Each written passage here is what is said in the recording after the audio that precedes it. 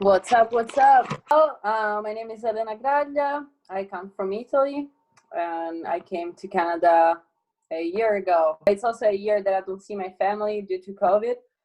I was like, okay, I'm gonna go to Canada for 3 months. This is last year. I'm gonna go to Canada for 3 months, and then I'm gonna be back doing, some summer shred in Europe and Lux and Absolute Park. And nope, you're stuck in Canada for a year. But it's pretty cool. I applied for the permanent residency. I got approved. So Hell yeah. yay. Annie and I have a permanent residency club. We're both from Australia. So Nikki's kind of our token Canadian, but congrats on the permanent residency. Thank you. That was a really big achievement because it was like, you know how many documents you have to do, and whew, that was a hell of a process. Like when you give the biometrics, you're like, okay, that was it. You're like, I'm in. They can't get rid of me now. Yeah, exactly. I'm here. As Bob Ross would say, like, what a happy accident that you ended up in Canada and now you're here. Yeah, everything worked out perfectly. I definitely believe in divine plan and divine timing. So there wasn't a better time to get stuck in Canada rather than COVID times. What did you do during the summer then to keep yourself busy? During the summer, me and my husband, Kil, we bought a bus. We bought a shuttle bus and we converted it into a tiny home on wheels. And we went to BC. We stayed on, near Nanaimo, Vancouver Island, and then Gabriola, and then we did Hornby, and then we also did Lillooet. It was like super sick places, and we visited a lot of like friends' properties where it's pretty much like, I don't know, just gardening and living the coastal life. And sounds like such a dream. Like, I know, right? It's just my favorite. Like the pure life is so yeah, easy. like you've had like the best possible COVID year. Like everyone else is kind of having like a really slow year, and you're just like pumping out really fun stuff and like always busy. Yeah, that's what I always trying to do. Yeah, can't stop, won't stop. Your part in Uninvited 2 was absolute fire. And what was it like to be a part of such an awesome female initiative and crew? Well, thank you so much for the comment and the feedback. Of course, I was super stoked to connect with Jess. She's one of all time's legends, and when I started to connect with her, I was like blown away. Like I'm gonna actually film some tricks with her, and she's like my one of my favorites.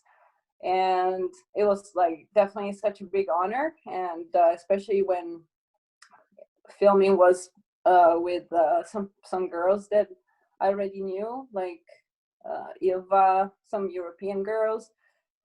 And it was really fun. We connected here in Calgary when Troy, one of the filmers, was here filming Janaya and Taylor.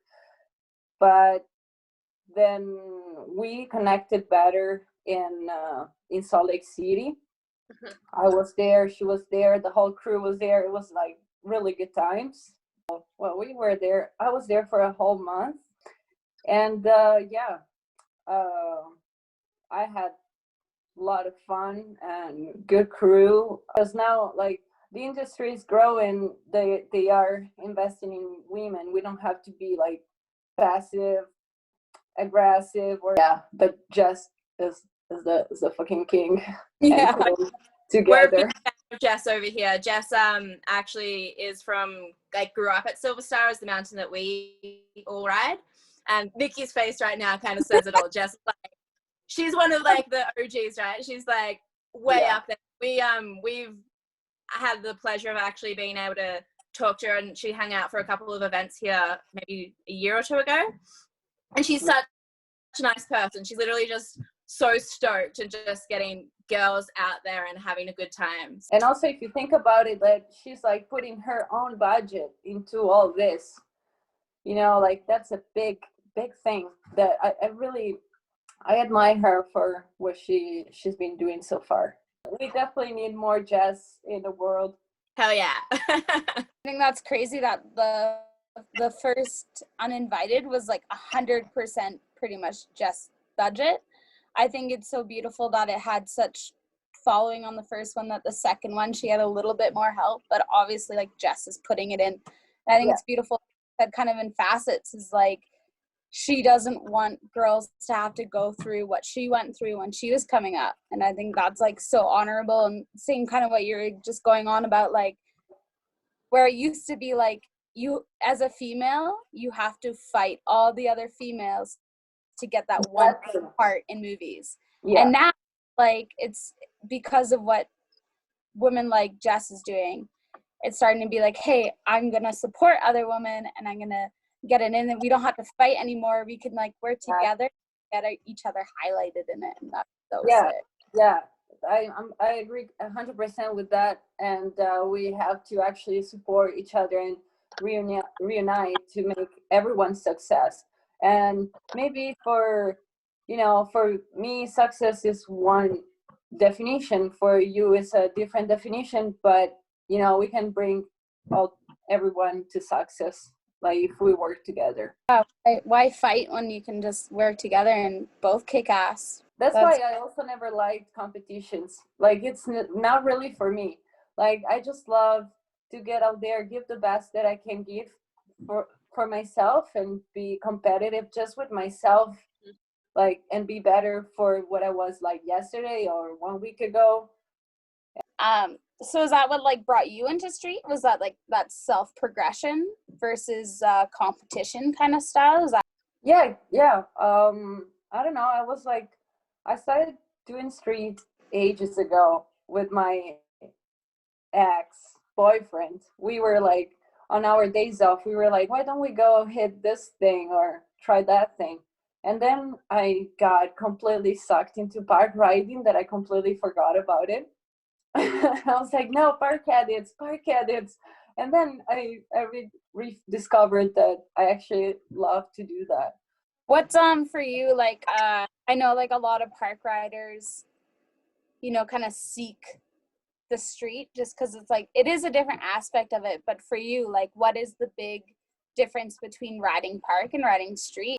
Well, what I love about street is that you can build your own setup or whatever, however you want to hit it, instead of like going into a park where it's built for the general public or general flow. And I also like that you can choose whatever you want. I mean, as in the park there's the small line or the XL line, as well in the street. It doesn't matter that you're doing like heavy tricks on heavy spots. You can also choose a little ledge or a little boot or whatever makes you happy and makes you have fun.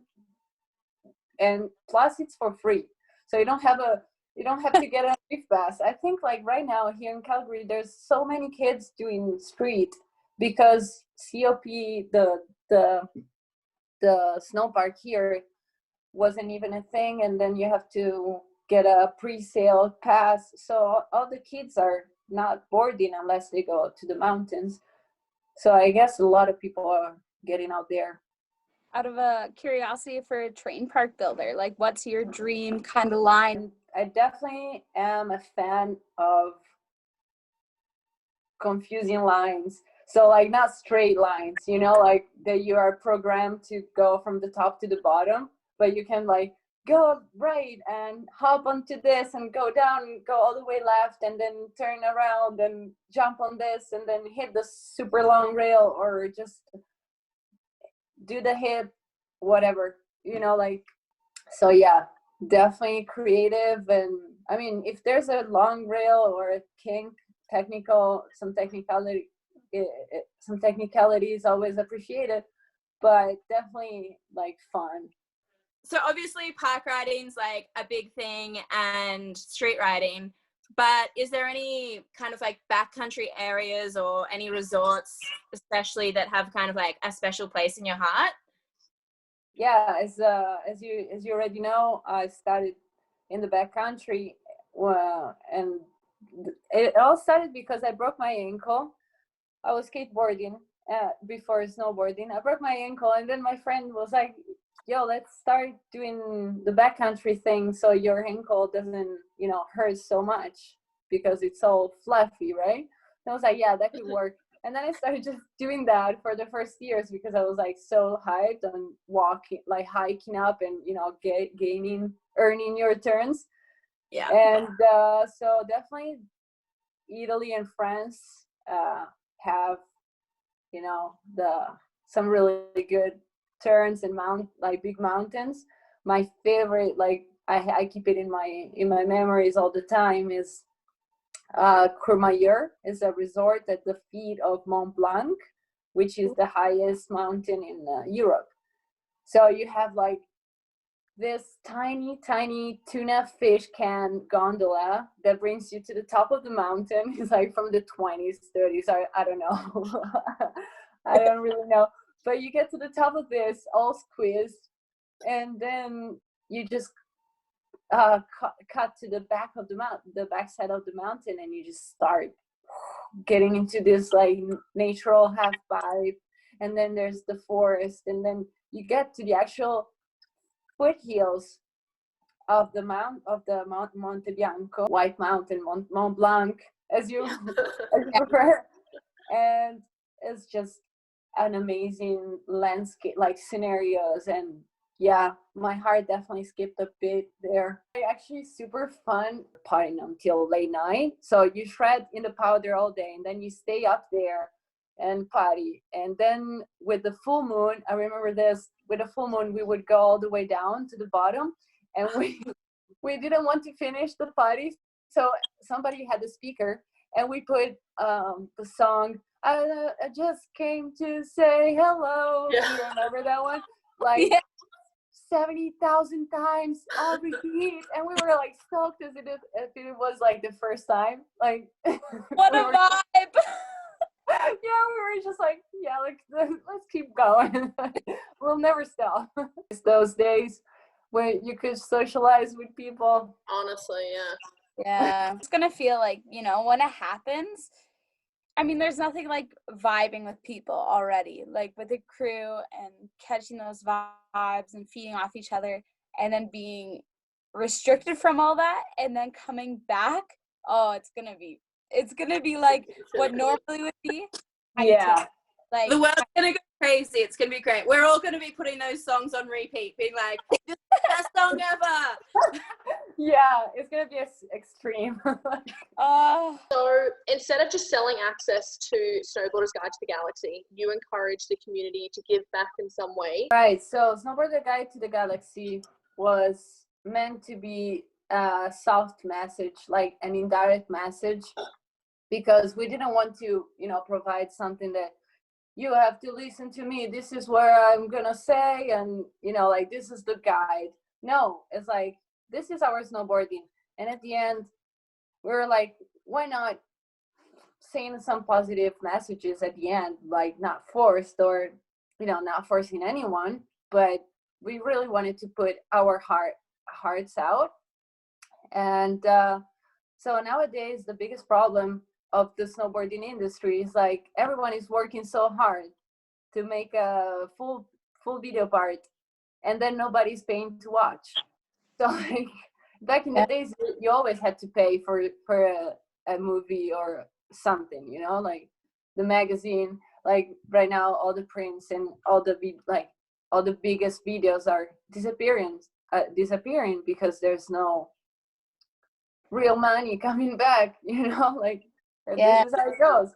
Free. So we really wanted to stop that kind of like trend of having to getting everything for free. Our efforts are not free, like it takes a lot of personal money, efforts, whatever equipment you have to get. So we were like, okay, we're gonna try to stop that trend, but we don't necessarily want the money for ourselves, because we think there's a better cause that could use our money. So definitely supporting our community in some way, buying the Heroes book from Jerome Stanon, or supporting the Dylan Ojo Foundation, or Snowboarder Mag, or the foundations that help children access the mountain. So this is what we really wanted. Like, snowboarding is so expensive in some ways. Like, so we just wanted to support, children getting into the sports without having to face all these costs. Our main message was like, we just wanted to stop that inaccessible, exclusive look that snowboarding is having right now. We don't want anybody to feel ashamed or not good enough for going in the park. There's already the whole world judging us, especially women. Like, we all feel so judged from the outside world. And if I want to snowboard because it's my way out, and then I go in the park and I feel judged, and that I cannot move because I'm not feeling included. That's the worst, because like, you just want to have fun and whatever, Need a push to saying, hey, it's not that scary. Once you go in there and you actually realize everyone in there's lovely, then it's like, oh, what was I thinking? But you need that somebody to like push you to do that, hey? Yeah. And just like take your hand and be like, it's okay, it's gonna be fine.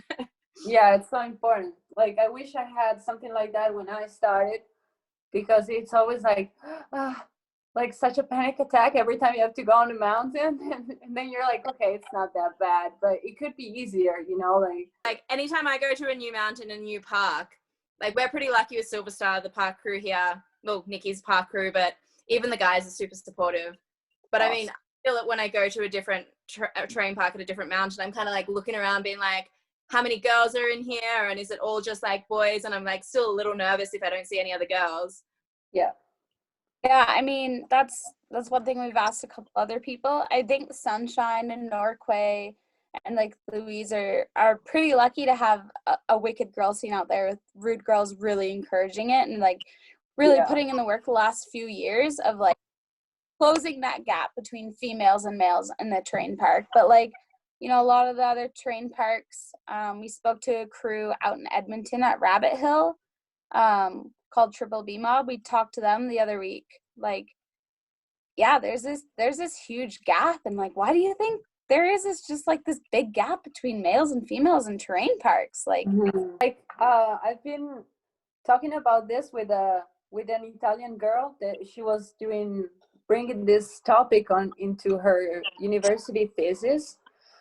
And I was so glad to be able to help her out. So we ended up on the decision. We ended up talking about the decision why a woman starts, like, usually, it's really hard to speak generally, but in our country, what we hear most of the times is, I started snowboarding because my husband, or because my boyfriend does. It's never like, because in our country, a female does ballet, gymnastics, it's not really seen. Like, that's why, like, all the people in my hometown don't really understand what I'm doing with my life. They're just like, I don't know, she's on the mountain doing something. Like, they don't know. It's so far from the perception, and that's what really keeps us Italian females a little bit back, from actually studying, putting all the work, because there's a lot of obstacles. And maybe if we could help female understand that it's not only because the boyfriend is doing it, but we can actually just do it ourselves. This is pretty much what Rude Girls is doing, right? Yeah. There's a good presence of female. Do you want to join us? That's exactly how it's working.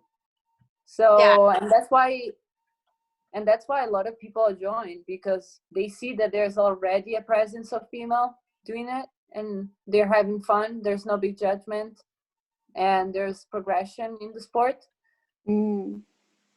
That's I just got like the Knuckle Hawk with Jamie Anderson coming in, or X Games, Real Snow, like finally getting females in these competitions that have been dominated, but are also not male specific competition. know? Yeah. That's cool. Speaking of like having that equal level of males and females, Snowboarders Got a Galaxy was super cool. It's just husband and wife kind of movie, which I have never personally seen. Like, I'm kind of new in the snowboarding industry, haven't watched, I'm still kind of trying to catch up on movies of way back when, but I have never seen that, and I think that's super sick. Can you walk us kind of through the the birthing of the concept to the releasing of it, and if you're willing to share kind of like, you kind of shared you had a rough relationship in the past, and what it felt like to what it seems to be at equal playing level with your husband in a movie like this. Yeah, so Snowboarders Guide to the Galaxy, actually we wanted to call it Mr. and Mrs. like at first. Oh. We were like, should we just, we're the very first couple, like married couple doing a snowboard movie together. Should we just do it? And then we were like, so we were actually in New Zealand.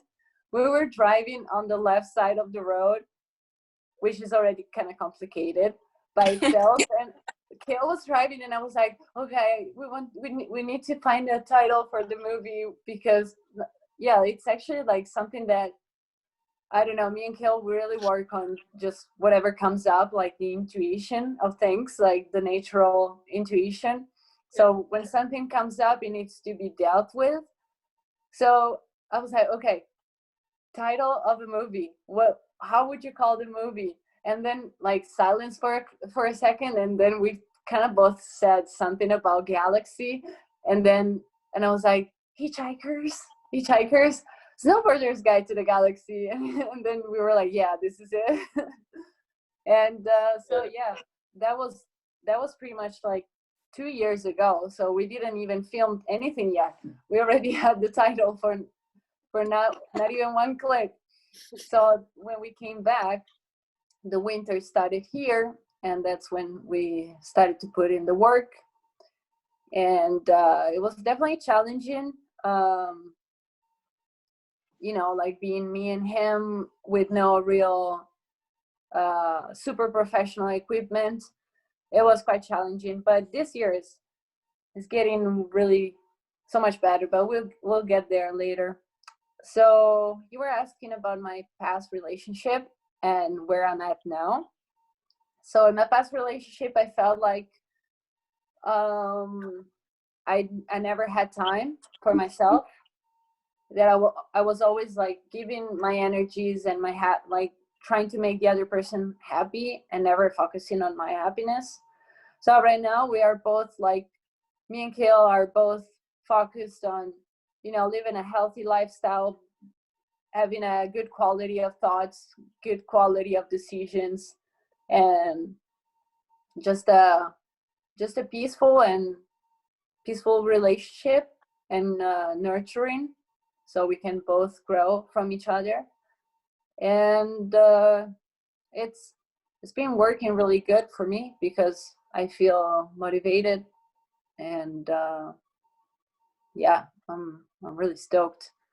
It like the energy from the film, it seems like it came together, like obviously so much hard work went into it, but it seemed just like a really nice flow and just like a good energy of just celebrating snowboarding. So that, like, for me anyway, that came across massively, and it just looked like you guys were having fun and doing cool stuff.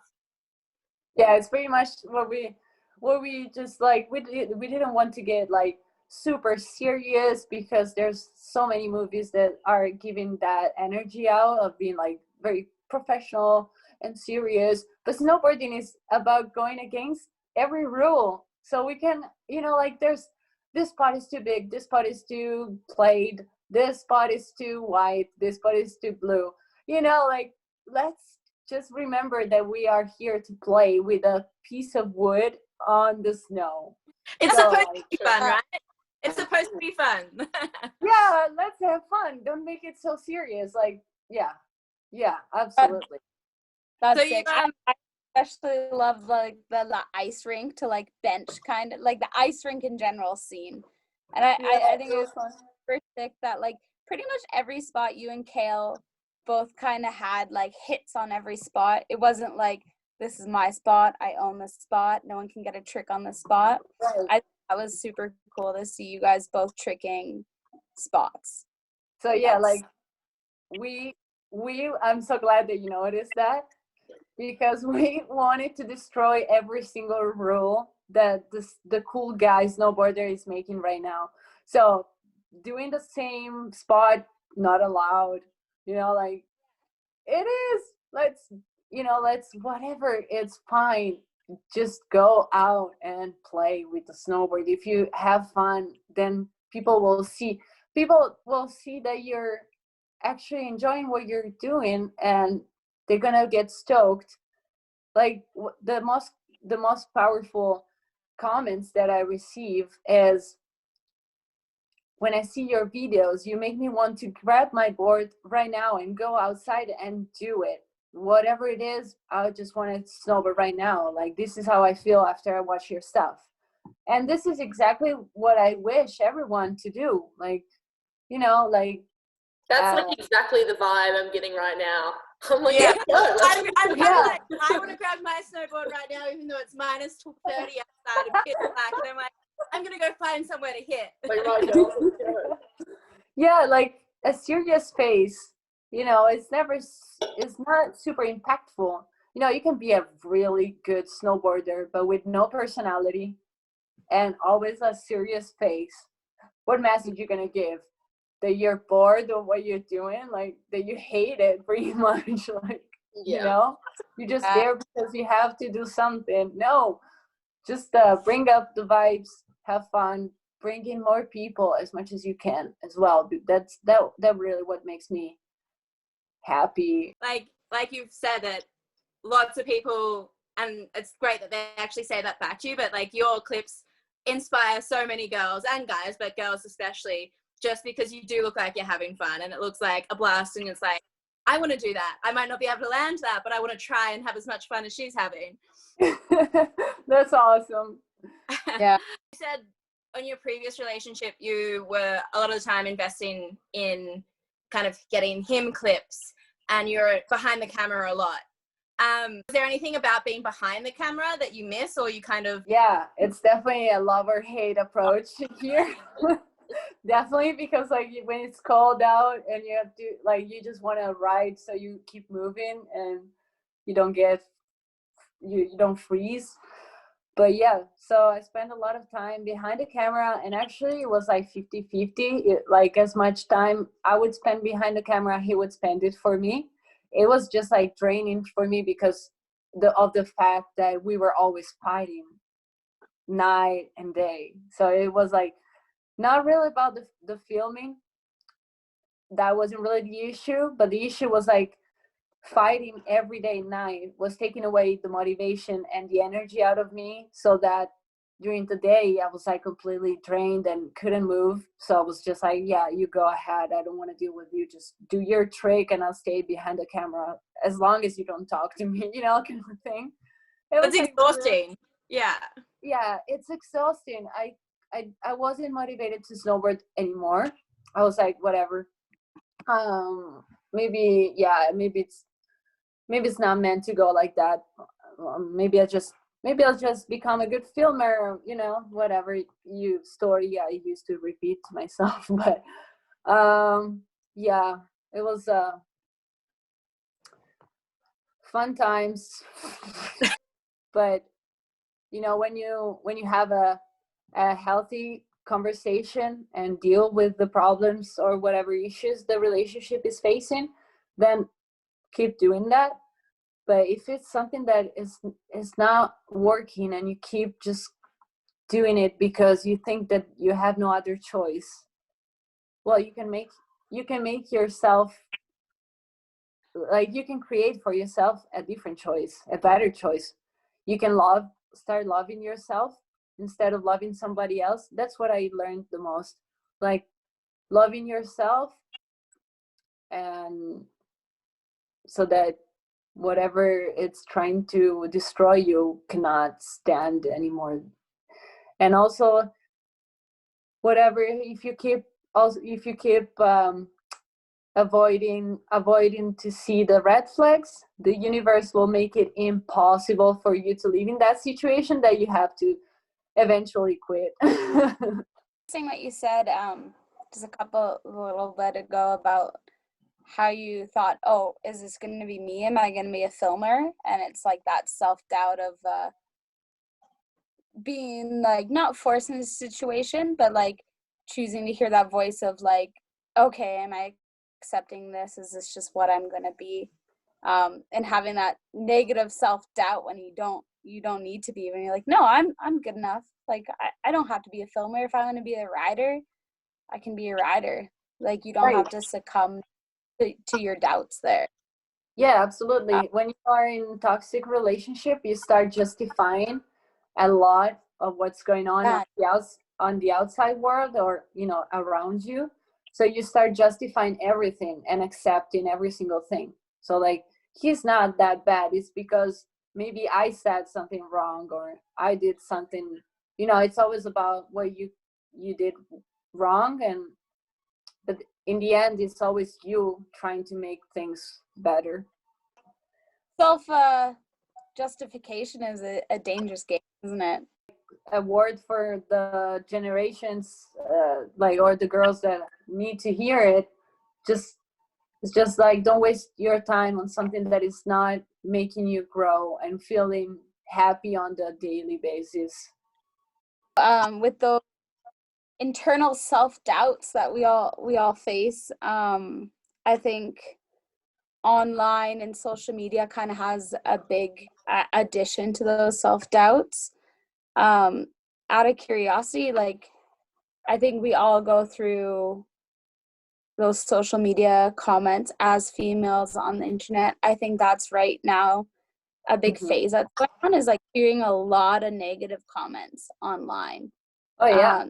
What are some of the worst comments you've had? Well, a man never accepts a woman having some sort of success or doing just good, so a man can only see another man having a success. So the weirdest comment is like, that I received probably a couple of times, is, but can you also pee standing up? Oh, Really? Like, about the That topic is so annoying. you're a great snowboarder, but I can still pee standing up, and you're like, cool, man, go pee standing up. I can shred harder than you. I mean, I can try, like, maybe, I don't know. And away from me, like, I'm not doing any harm. I'm just having fun. Why do you have to, transform this onto something about yourself, right? Yeah. And it's like super sucky that it's like still a thing. And like, we have come a massive way, I feel, like even having more clips out there, but it sucks that like guys still think that they can comment that and change the narrative to be about, instead of celebrating what you can do, celebrating what you can't do. And you're like, that's not your place, I'm just having fun. Yeah, exactly. It's just silly. And then, yeah, of course, about the body shaming, like, I've always been like under my body weight, just a little bit. I've always been super healthy. I was like in the gymnastics team. I was like really, really fit body. And then when I started to snowboard, I completely just accepted whatever came. So I lost a little bit of muscle, that's for sure. So yeah, like, I think a couple of years ago, that was when I was going through some stuff, and then that's when I was kind of like not really hungry, and I didn't have a lot of weight on myself, right? So yeah, I just posted these pictures because I just love myself. I just love my body. I love how I look. I mean, I would accept me anyways. I don't know how to say this, but yeah, I would just accept me as I am, because I could not survive hating myself anymore. I just did it, while growing up, and I was an outcast. I was like a skateboarder in Italy, in a super small hometown, like pretty tiny, where everyone just focuses on, do you have Prada shoes? Do you have that Rolex watch? Like, no, I have ES shoes, the biggest I could find, and very baggy eco jean, then like very baggy pants, and a hoodie. This is all I could do for myself. But I skateboard, and I had like so much judgment, and I started like to, you know, you're just so young and you're trying to discover who you are. And so I started to hate myself, right? I was like, well, they hate me, maybe they're right. And so I stopped doing skateboarding and started doing snowboarding. I was like, maybe this one works better for them. No, I'm just kidding. I just love board sports. Yeah, but it was definitely impactful in my inner child. You know, I was kind of traumatized. So when I started to heal myself, I went through all of that, and that was a big task. Yeah. Yeah, especially when you see it everywhere and like you hear it everywhere, for you to be able to like pause and actually know to like stop and be like, you know what, just because I've seen it and people say things doesn't mean that's what I'm going to hear and believe about myself. And I think that's massive, especially for, like you said, younger girls to realize, or even like girls of any age, to stop and realize and be like, I'm living my life, but it doesn't matter what other people say. Yeah, that's right. Yeah. Yeah, But like, it's definitely a bad rabbit hole to keep thinking about what other people say. You just completely forgot about what you think about yourself. But yeah, coming back to the comment that I kind of got lost in my own conversation. I love it. Is that he was like, "You're so skinny, like you little piece of." That was like a DM, like Oh. I was like posting this pictures about a necklace, and yeah, I was like really underweight. But what do you have to tell me? You don't go like to somebody and say, "Oh my God, look at how," whatever comment you want to say. I'm not gonna say anything mean, honestly. But yeah, he was like, look at you. You're so stupidly skinny. You're disgusting." And I'm like, I don't think so. Like, I don't really think so. I like myself, and I don't let anyone say anything about my body. Personality, I don't like your personality. I will accept that. But you cannot say you should hate yourself because you are skinny, right? Every diss is kind of a self-reflection, right? And Yeah, I think absolutely. comments, and yeah, I think you got to kill these people with love. I think they need it. Yeah, absolutely. Hey, here we go back to hashtag kindness campaign that I did like a year ago or something. Yeah, kill them with kindness. That's the best weapon. Absolutely. already mentioned that you got some really nice DMs that kind of fill you with joy. When some girls are like, look, I had this problem, but whatever topic you talked about really made my day. It made me feel more powerful. Or I don't know, like, yeah, just inspiring, not even inspiring, empowering, just empowering them to have the best feeling about themselves, you know, like, and they know that there's somebody out there supporting them.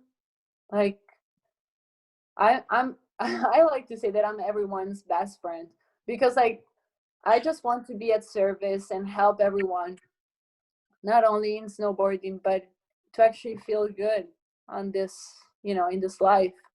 And if I can do anything to help, if you're having a sad day, I'm always like, talk to me, let me know. I need to hear it. Let's go through this together. And people that, you know, some people don't really understand that they can just go on my DM and say, look, I have this big crisis. This is like, but some people do, and I'm super glad to help them. That's my favorite thing. Like, you gave me the strength to go on today. That's the most powerful thing. What we love to see and support other girls, but it's so awesome, and like awesome to hear that you're also on the same mind frame. And I think it's just cool to see more girls in our community reaching out and being able to support each other. And I mean, kind of weird during COVID times, but it's also more like digital, so you can support someone from the other side of the world and be like, you know what, you're killing it. And even with comments that we see on, you know, even our posts or like your posts, it's usually all the girls are just like, yes girl, you've got this, or like, I can't wait to try that, or you know, you made me think that I could do it. And like, it's sweet that to hear from you, especially that's something that hits home for you. Yeah, actually, you just made me think about the best comment I've ever received.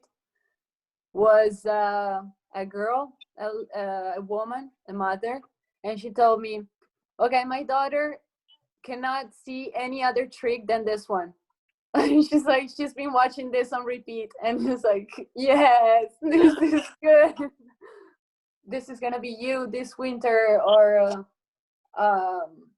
I know I can do this. And I'm like, hell yeah, girl, you can do it. Just get out there, get the work done. Like, and also, like, another thing is, I don't really, like, I support and back every single rider that is like in the main in the scene.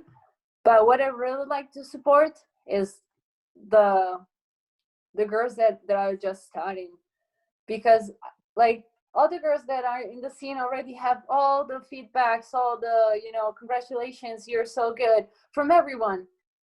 But who says something to the girl that just started and she's doing a 50-50 on a box and she needs something? So that's what I like to do.